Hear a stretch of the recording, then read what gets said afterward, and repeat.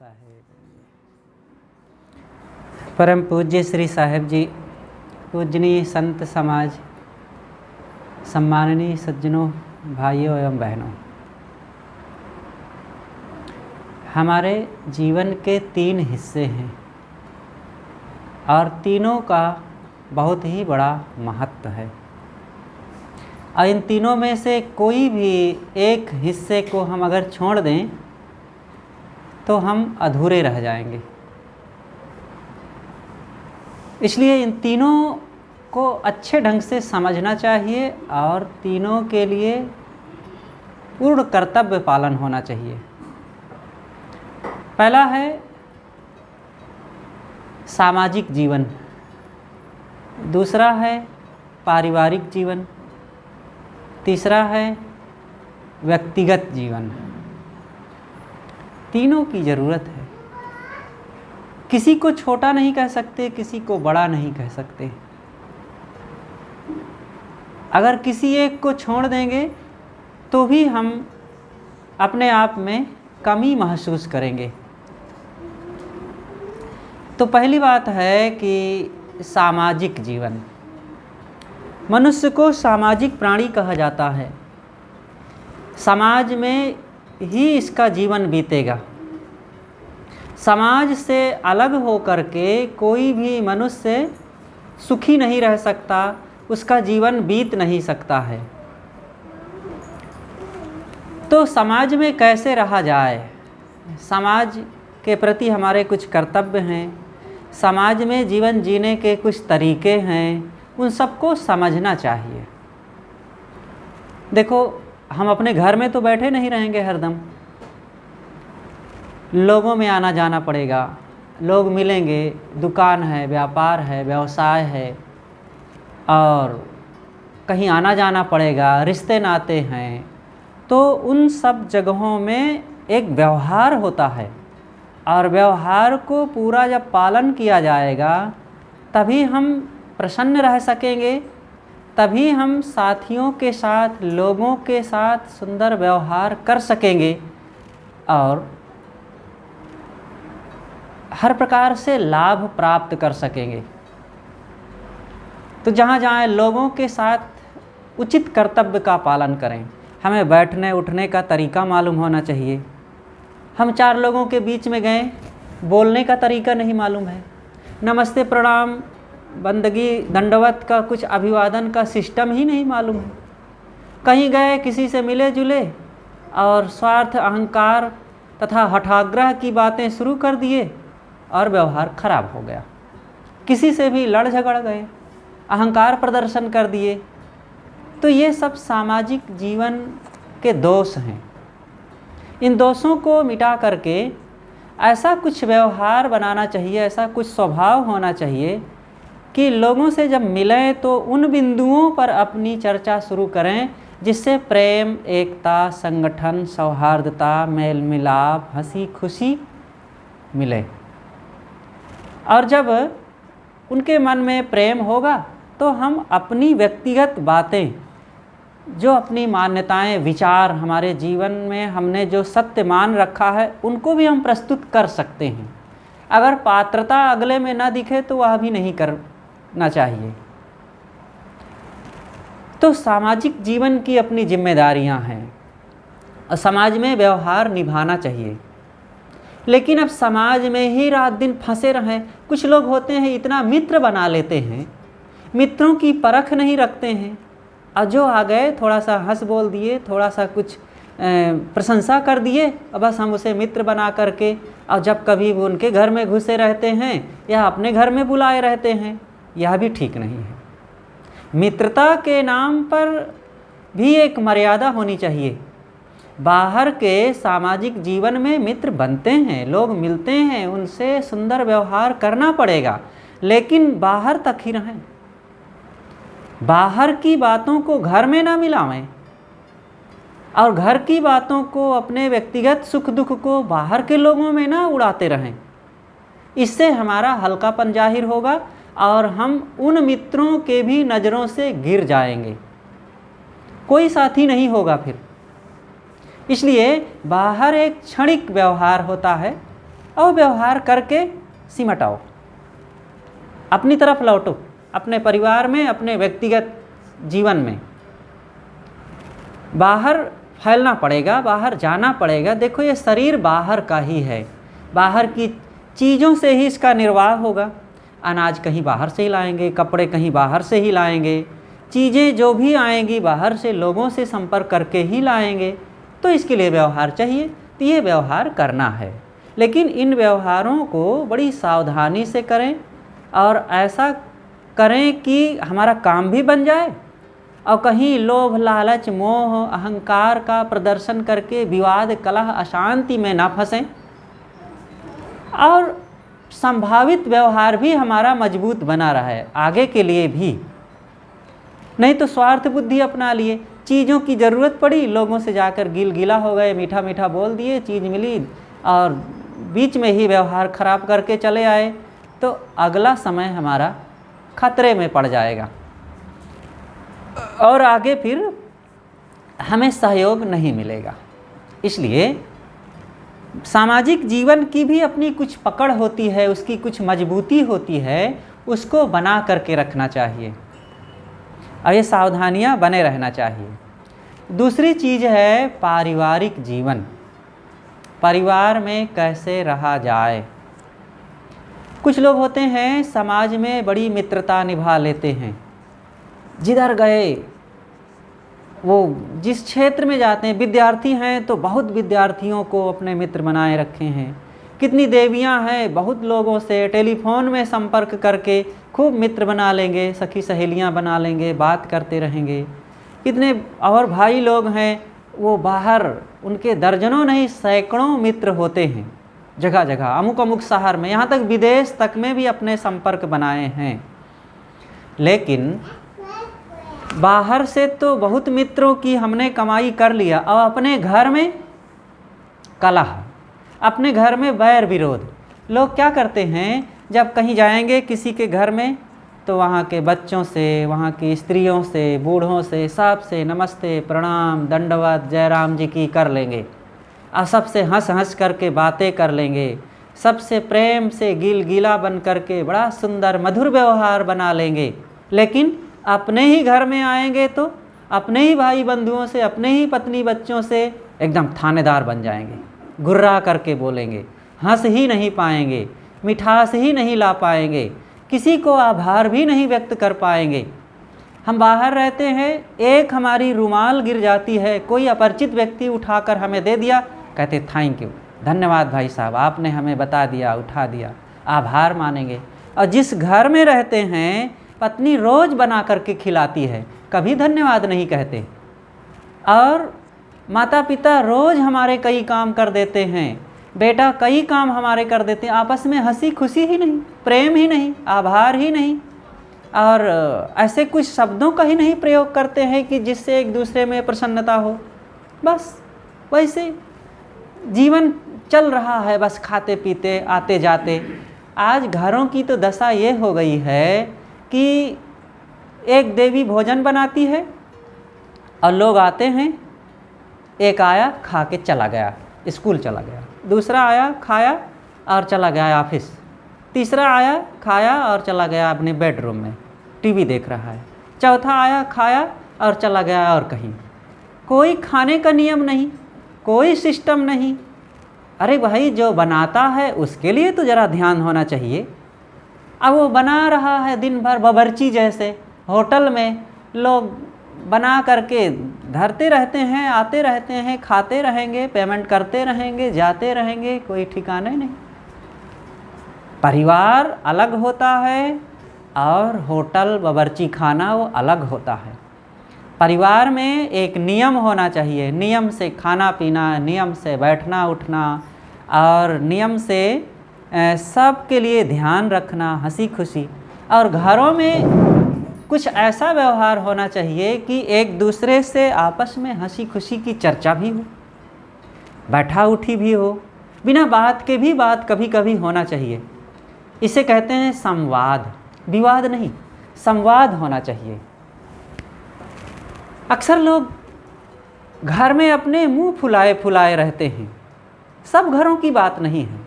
लेकिन आज का कुछ ऐसा समय बना है, बहुत घरों में ऐसा होता है, भाई भाई से बात नहीं, पिता पुत्र एक साथ बैठ नहीं पाते हैं, सास बहू में तनातनी बनी रहती है, देवरान जेठान तो एकदम अकड़े ही रहते हैं, और कई संबंधों में, रिश्तों में कड़वाहट बनी रहती। नहीं कड़वाहट है तो मिठास भी नहीं है, बस अपने अपने ढंग से जी रहे हैं, खा रहे हैं, किसी से कोई लेना देना नहीं, सुख दुख का एक दूसरे का संबंध ही नहीं है। ये परिवार फिर परिवार नहीं रहता। परिवार का मतलब है कि सब एक दूसरे से जुड़ करके रहें, और इस जुड़ाव में हृदय होना चाहिए। परिवार में दिमाग का प्रयोग ज़्यादा नहीं होना चाहिए, दिल का प्रयोग होना चाहिए। दिल और दिमाग दो होता है। जब दिल का प्रयोग करेंगे तो एक दूसरे से जुड़ कर रहेंगे, प्रेम होगा, सुख दुख में काम आएंगे, और सहयोग की भावना रहेगी। अगले को नहीं देखेंगे कि ये कितना किया, कितना नहीं किया, कितना मेरे लिए किया, या अरे हम कितना करते हैं अगले के सुख के लिए, अगले की प्रसन्नता के लिए, अगले के सहयोग के लिए हम कितना करते हैं, ये ख्याल होना चाहिए। जब ऐसा ख्याल रहेगा तो परिवार फिर वही स्वर्गमय होगा। एक व्यक्ति था, उसके पेट में दर्द था, डॉक्टर साहब के पास गया।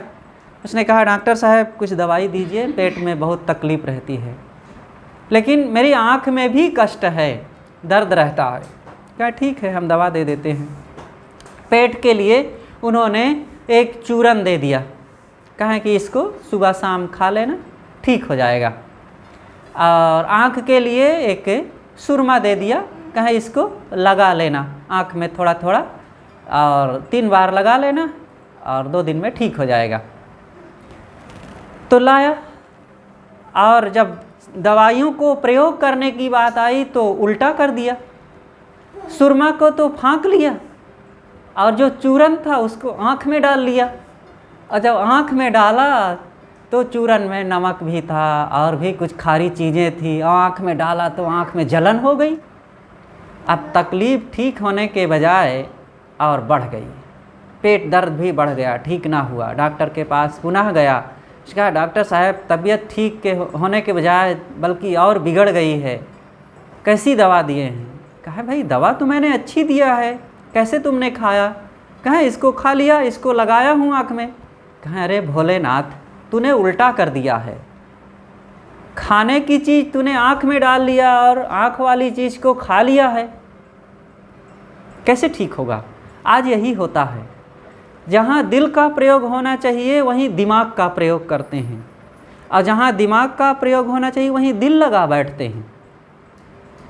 घर में दिल लगावें, भाई बंधुओं में, माता पिता में, सास बहू में, देवरान जेठान में बहुत दिमाग ना लगावें, घर में हिसाब ना लगावें। उन्होंने बर्तन मांज लिया है तो मैं तो केवल अब भोजन बना लूँगा, वो भोजन बनाया है तो मैं अब झाड़ू लगाऊँगा, और वो ये काम करे, वो एक बड़ा दिमाग, वो ये दुकान गया है तो सामान कितना लाया होगा, इतना तो पैसा बच गया होगा, और बताया नहीं, हिसाब नहीं लगाया। क्या है, एक एक पैसा के लिए, एक एक बात के लिए हिसाब लगा रहे हैं। अब कोई बाहर से आया, अब कोई देवी हिसाब लगा रही कि वहाँ ऑफिस तो इतने समय बंद हुआ है, और तुम इतना समय क्यों लगा दिए, कहाँ रहे, किसके पास बैठे थे, क्या कर रहे थे। अब पुरुष आवे घर में, पत्नी से हिसाब मांगे कि घर में तुम बैठी रहती हो, क्या क्या काम किए, ये काम क्यों नहीं हुआ, और तुम ऐसे क्या कर रही थी, केवल बैठी रहती हो। ऐसा हिसाब लगाएंगे, दिमाग लगाएंगे तो घर में कलह होगा, घर में दुख फैलेगा, अशांति आएगी, प्रेम समाप्त हो जाएगा, टूटन हो जाएगी, स्वार्थ बुद्धि में सब बिगड़ जाएगा। यहाँ बस अपनी तरफ से देते रहो, देते रहो। वृक्ष जैसे, कुआं जैसे उदार बने। वृक्ष देता है सदैव, छाया देता है, लकड़ी देता है, पत्ते देता है, ऑक्सीजन देता है, फल देता है, फूल देता है, सब कुछ तो देता है। कुआं पानी देता है, कोई भी आवे, शत्रु आवे, मित्र आवे, दुष्ट आवे, सज्जन आवे, अच्छे आवे, बुरे आवे, पशु पक्षी आवे, कोई भी आवे जो उसमें से पानी ले सके, सरोवर से, कुआं से, नदी से, सबको देता है। देना सीखें, घर में हम देना सीखें, अपने लोगों में प्रेम देना सीखें, हंसी खुशी देना सीखें, उदारता देना सीखें, और सहिष्णुता देना सीखें, मुस्कान देना सीखें, मुस्कुराएं भी। महात्मा बुद्ध के पास कुछ लोग आए, उन्होंने कहा कि दो, कुछ दीजिए। एक ने कहा कि महाराज हम बहुत गरीब हैं, क्या दें, हमारे पास कुछ है ही नहीं देने के लिए। कहा अरे बहुत है तुम्हारे पास देने के लिए, तुमने कभी दिया नहीं है इसलिए आज कुछ है नहीं। जो देता है वही पाता है, और जो देता नहीं है वही सब प्रकार से दरिद्र हो जाता है। कहें फिर हम क्या दें? कहें प्रेम दो, खुशी दो, मुस्कान दो, समय दो, सेवा दो। दो तो ये कोई किसी के पास कमी होती है? और ये देना सीखेंगे तो अपने आप आपके पास सब हो जाएगा। देने से मिलता है। पूरी प्रकृति हमें दे रही है, समुद्र दे रहा, सूरज दे रहा, चांद दे रहा है, धरती दे रही, पशु पक्षी दे रहे हैं, वृक्ष वनस्पतियाँ दे रही हैं, पर्वत दे रहे हैं, हवाएं दे रही हैं, और सब दे रहे हैं, पूरी सत्ता दे रही है। तो हम भी दें। हम क्या देते हैं अपने में सोचें। हम प्रेम दें, प्रसन्नता दें, अगर रुपए हैं तो रुपए पैसे भी दें, अनाज दें, भोजन दें, जल दें। इस प्रकार से जो देता है वही सुखी होता है, वही हंसी खुशी पाता है, और सब तरफ वो सम्मान पाता है। फिर आत्मसम्मान पाता है। सबसे बड़ी चीज़ है आत्मसम्मान। तो पारिवारिक जीवन, सामाजिक जीवन के बाद पारिवारिक जीवन आता है। मैंने कहा कि परिवार में प्रेम होना चाहिए। आप बाहर में 100 लोगों से सुंदर व्यवहार कर लें, लेकिन घर में 4 लोग हैं और उनके साथ प्रेम नहीं निभा पा रहे हैं, तो वो 100 लोगों का प्रेम कोई काम नहीं आएगा। घर का 4 लोगों का प्रेम, 4 लोगों की हंसी खुशी, सुंदर व्यवहार, कर्तव्यों का पालन उन 100 नहीं 200 लोगों से ज़्यादा भारी है। बाहर में क्या लगता है, कुछ चीज़ दे दिए, कुछ बोल लिए, कुछ खा पी लिए, मौज मस्ती कर लिए, सैर सपाटा कर लिए, हो गया प्रेम। और वो प्रेम कोई काम नहीं आएगा। ज़रूरत पड़ने पर सब हमें धक्का दे करके चल देंगे वे मित्र। लेकिन अगर घर में हमने प्रेम कमाया है, एक दूसरे के साथ सुंदर व्यवहार की कमाई की है, तो फिर वो हमारे सुख दुख में जीवन भर काम आएंगे। इसलिए पारिवारिक प्रेम, ये पारिवारिक जीवन है, इसको सबको खूब सुदृढ़ करना चाहिए, मजबूत बनाना चाहिए। और तीसरी चीज़ है व्यक्तिगत जीवन, सामाजिक, पारिवारिक और व्यक्तिगत। समाज में खूब हमारी प्रतिष्ठा हो, समाज में खूब सम्मान हो, सुंदर व्यवहार हो, बहुत अच्छा है। परिवार में भी हम बहुत अच्छे से रह रहे हों, भाई भाई, पिता पुत्र, सास बहू, देवरान जेठान और भाई भतीजे सब लोग बढ़िया प्रेम से रह रहे हों, लेकिन व्यक्तिगत जीवन का सुधार नहीं है, तो परिवार के लोग क्या करेंगे? परिवार की अपनी एक मर्यादा है, एक सीमा है, वो उतना तक ही हमारा सहयोग कर पाएंगे, उतना ही हमें सुख शांति दे पाएंगे, उससे ज़्यादा कुछ नहीं कर पाएंगे। अगर हमारे मन में क्रोध है, लोभ है, मोह है, वासना भरी हुई है, थोड़े थोड़े में हम बिलबिलाते हैं, असंतुष्ट हो जाते हैं, चिड़चिड़ाने भड़बड़ाने वाले बने हुए हैं, तो परिवार क्या करेगा? हम तो अपने दुखों से दुखी रहेंगे, जलते रहेंगे, असंतुष्ट रहेंगे, अप्रसन्न रहेंगे। कोई क्या करेगा? असंयम की भावना है, खाने पीने में सावधानी नहीं है, नियम में अपने कोई व्यवहार नहीं है, सिस्टम नहीं है। जब कभी सो जाएंगे, जब कभी जाग जाएंगे, जब कभी हल्ला गुल्ला करने लगेंगे, जब कभी नहाने धोने लग जाएंगे। अब सबके सोने का समय है, कोई 4 बजे उठ के भड़भड़ भड़भड़ करे बाथरूम में तो इससे सबको अशांति होगी। और फिर कोई बड़ा हो, बुजुर्ग हो, ज़्यादा तो नहीं बोल पाएंगे, लेकिन उनसे लोग थोड़ा सा असंतुष्ट होने लग जाएंगे। अब बोलने की बात आ गई है तो किसी को बुलाया गया, कुछ लोग होते हैं नाराज़ तो नहीं होंगे, क्रोध तो नहीं करेंगे, लेकिन मन में इतना कुछ भावावेश में रहेंगे कि बुलाने पर बोलते नहीं हैं। अब बोलेंगे भी तो ऐसा कुछ बोलेंगे कि कान में आवाज़ आएगी भी, सुनने वाले के, बुलाने वाले के कान में आवाज़ भी आएगी, लेकिन समझ में नहीं आएगा क्या बोल रहे हैं। और मुंह वैसे ही बनाए रखेंगे, त्योरियाँ चढ़ी रहेंगी, बोल करके भी वे सब माहौल ख़राब कर देते हैं। इसलिए बोलने के भी अपने तरीके हैं। जब भी हम एक दूसरों से बोलें तो मुस्कुरा कर बोलें, प्रेम से बोलें, अपनत्व जाहिर करते हुए बोलें। कहीं भी रहें, केवल अपने घर की ही बात नहीं, बाहर भी ऐसा कुछ बोलने का तरीका होना चाहिए कि हम लोगों से जब व्यवहार करें तो उनको लगे कि ये मेरे लिए प्रेम जाहिर कर रहे हैं। हमारी वाणी में प्रेम प्रकट होना चाहिए, रूखापन नहीं। हम कोई जानवर थोड़े हैं, कोई पशु पक्षी थोड़े हैं, इंसान हैं। इंसान के अंदर सब समय इंसानियत होती है, दर्द होता है। दर्द दिल के वास्ते पैदा किया इंसान को, वगरना तात के लिए कर्रे बयां कुछ कम न थे। वो कहा जाता है कि भगवान ने मनुष्य को पैदा किया तो किस लिए पैदा किया? कहने वाला कहता है दर्द दिल के वास्ते, दिलों के दर्द को मिटाने के लिए हमको उसने पैदा किया है, और नहीं तो उसके नाम जपने के लिए तो फरिश्तों की कमी नहीं थी। हम नाम ना जपें, बहुत कथा कीर्तन ना करें, बल्कि एक दूसरे के दर्द को पहचानें। घर परिवार में, भाई भतीजों में, माता पिता में, गुरु शिष्य में, जहाँ भी रहें। तो ये ऐसा स्वभाव, ऐसा व्यवहार जब बनाएंगे तब जीवन खुशहाल होगा। और फिर व्यक्तिगत जीवन में आता है कि हर इंसान को किसी विवेकवान, वैरागवान, सच्चे संत से जुड़ना चाहिए। ये ज़िंदगी हमारी निरंतर बीती जा रही है, इसी व्यवहारिकता के साथ साथ आध्यात्मिकता भी होनी चाहिए। आध्यात्मिकता ये नहीं है कि केवल कंठी पहन लो, माला पहन लो, मंदिर चले जाओ, जल चढ़ा दो और पानी उछाल दो, अर्घ दे दो, उपवास रह लो। ये सब कोई आध्यात्मिकता का कोई ये स्वरूप नहीं है। आध्यात्मिकता का मतलब होता है कि अपने ही स्वभाव का सुधार, आत्मबोध, कर्म सुधार और आत्मबोध। कर्म सुधार में बहुत बड़ी चीज़ें आ जाती हैं।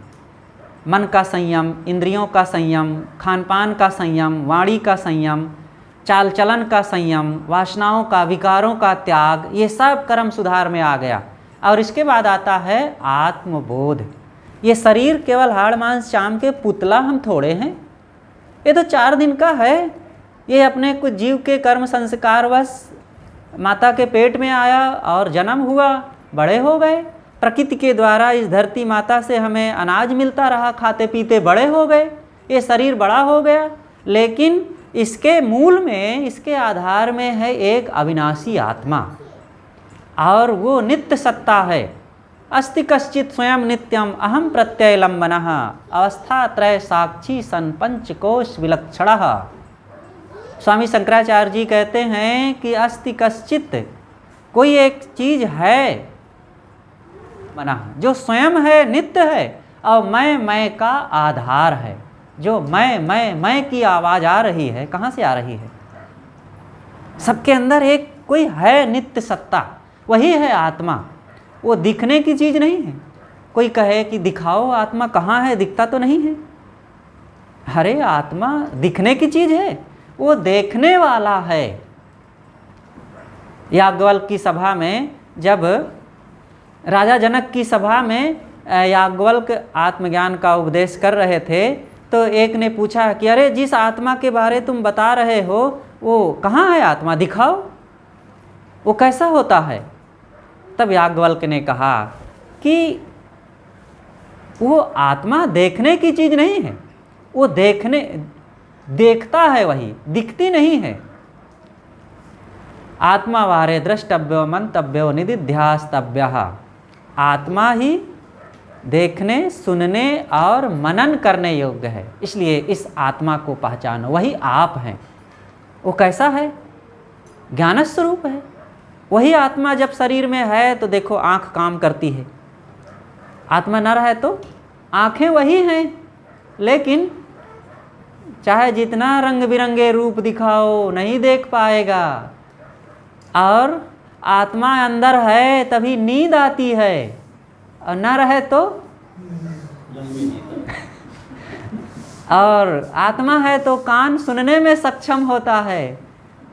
और आत्मा निकल गया तो कान के आगे बजाओ सारे गामा पाधा नी, सातों शब्द जो बाजते, और फिर लेकिन कुछ पता नहीं चलेगा। और लड्डू और श्रीखंड सोहारी खीर जीभ में डालो और आत्मा न हो तो उस व्यक्ति को क्या स्वाद का अनुभव होगा? कुछ भी नहीं। इसलिए सारे स्वादों का, सारे शब्दों का, सारे रूपों का आधार आत्मा है। एक व्यापारी था, घोड़ों का व्यापारी था। एक राजभवन में पहुंचा, राजा साहब से कहा कि राजन आप हमारा घोड़ा खरीद लीजिए। कहें ठीक है भाई, हमें ज़रूरत है, बताओ कितने का घोड़ा है? कहें 50,000 रुपये का है। कहें बहुत कीमती है भाई, थोड़ा कुछ कम करो। कहें कम कर देंगे हुजूर। कितना कम कर दोगे, कितने में दोगे? कहें हुजूर 2 रुपये में दे देंगे। कह अरे 50,000 का घोड़ा तुम 2 रुपये में कैसे दे दोगे? कहें हुजूर दे देंगे। कहें बताओ क्या बात है? कहें एक छोटी सी कमी है उसमें। कहें क्या कमी है? कहें हुजूर बहुत छोटी कमी है, कोई ऐसी बात नहीं है, बहुत छोटी सी चीज़। कहें बताओ तो क्या कमी है? कहें उसमें जीव नहीं है। कहा अरे यार जीव नहीं है तो क्या हम मुर्दा खरीदेंगे? देखो जिस जीव के लिए लोग सब समय कहते हैं अरे वो जीव कुछ नहीं है और जीव है ही नहीं है, और वही जीव के ना रहने पर 50,000 का घोड़ा अब 2 रुपया में खरीदने के लिए भी कोई नहीं तैयार होता है। वही जीव निकल जाए तो माँ माँ नहीं, भाई भाई नहीं, पिता पिता नहीं, पुत्र पुत्र नहीं, पत्नी पत्नी नहीं, और जीव है तो सब रिश्ते कायम रहते हैं। इसलिए उस जीव को पहचाने, वही आप जीव हैं। तो उस जीव को पहचान करके उसका ठौर ठिकाना भी कुछ बनाना चाहिए, और वो तब होगा जब हम मोह का त्याग करेंगे, अहंकार का त्याग करेंगे, आसक्ति का त्याग करेंगे, लोभ क्रोध का त्याग करेंगे, तब जीव का कल्याण होगा। क्योंकि जीव के लिए यही सारी विपत्तियों का कारण है। जैसे कि आग के पास जाने से कोई भी चीज़ गर्म होती है, इसी प्रकार इन विकारों से जुड़े रहने पर जीव सदैव विचलित रहता है, दुखी रहता है, अप्रसन्न रहता है, तनाव में रहता है, और इन्हीं विकारों की वासना बन करके जीव सब समय अशांत बना रहता है, और फिर वो वासना से फिर खोटे कर्म उत्पन्न होते हैं। इसलिए जीव को समझने का मतलब है उसके निरालेपन को समझना, उसके असंगता, उसकी अनासक्ति, उसके अखंड भाव को जान करके सारे दोषों से दूर रहना। ये व्यक्तिगत अंतिम कमाई है। भक्ति भजन परमार्थ का काम करें, और हर इंसान को सद्गुरु संतों से जुड़ करके अपने व्यक्तिगत जीवन में, घर परिवार में कुछ नित्य अध्ययन मनन सत्संग ध्यान भी करना चाहिए। और ऐसा ध्यान, ऐसी साधना कि विवेकपूर्वक हो। केवल मनमानी साधना करने से भी काम नहीं बनेगा। कोई कहे कि नहीं हम साधना करते हैं, अब क्या साधना करते हैं? ना कहीं सीखा, ना कहीं जाना, और ना कहीं गुरु संत के पास जा कर के कुछ साधना के मानदंड को समझा है, तो क्या साधना करेगा? यही तो कर लेगा इतना कि जल चढ़ा देगा, पूज लेगा, नाम जप लेगा, उपवास रह लेगा, नहा लेगा और तिलक लगा लेगा, चंदन लगा लेगा, माला पहन लेगा, यही करेगा। और ये साधना नहीं है। साधना के अपने नियम होते हैं, और वो जब हम व्यवस्थित सिस्टम से विवेकपूर्वक मन इंद्रियों की स्वस्थता को ध्यान में रखते हुए, आत्मबोध आत्म कल्याण का ख्याल करते हुए जब चिंतन मनन साधना भक्ति त्याग वैराग अनासक्ति का जीवन में आचरण करेंगे, तब जीवन का कल्याण होगा, और फिर हमारा सामाजिक, पारिवारिक और व्यक्तिगत ये तीनों मजबूत होंगे। और अंतिम कमाई है इस मानव जीवन की कि शांति की कमाई, मुक्ति की कमाई। मुक्ति ना मिली इस मानव जीवन में, अगर हम मुक्त ना हो सके तो कब मुक्त होंगे? बड़े सौभाग्य से जीवन मिला हुआ है। इसलिए इस मानव जीवन को प्राप्त करके व्यवहार समाज को निभाते हुए, परिवार को भी निभाते हुए अंतिम में मुक्ति की तरफ चलना चाहिए। ये सब सहयोगी हैं हमारी कल्याण और साधना मुक्ति में, और ये सब इतना बड़ा सहयोग पा कर के भी इन सब से अनासक्त ना हुए, मुक्ति का काम ना किए, तो फिर बहुत बड़ा धोखा हो जाएगा। और 4 दिन में कोई किसी का होगा नहीं, सबको अपनी अपनी बारी में चल देना होगा यहाँ से अकेले अकेले। देखो सबके घरों से, इस घर से भी तो गए होंगे, आपके परिवार से। कोई दुनिया में ऐसा परिवार नहीं है जिसके घर से कभी कोई ना गया हो, ये तो सदा से चला आया है। इसलिए हम सब लोग भी जाने वाले हैं, तो उस जाने की याद करके यहाँ अनासक्त रहें, निर्मोह रहें और उस दिन की तैयारी करें। जैसे परीक्षा जब होती है तो बच्चे तैयारी करते हैं, तभी तो परीक्षा में लिख पाएंगे। तो एक दिन परीक्षा के दिन आने वाले हैं। अब आज हम पढ़ाई नहीं करेंगे, भक्ति भजन सत्संग अनासक्ति निर्मोहता की पढ़ाई, तो उस परीक्षा में फेल हो जाएंगे। और फेल हो जाना बहुत बड़ी लज्जा की बात है, शर्म की बात है। इसलिए जीत कर यहाँ से जाएं, हार करके नहीं। तो मैंने 3 मुद्दों पर अपनी कुछ बातें कहा, आप लोग बड़े प्रेम से सुना। आप सबको बहुत बहुत मंगल कामना करते हुए अपनी बातों को यहीं पर विराम देता हूँ। बोलिए सद्गुरुदेव की जय।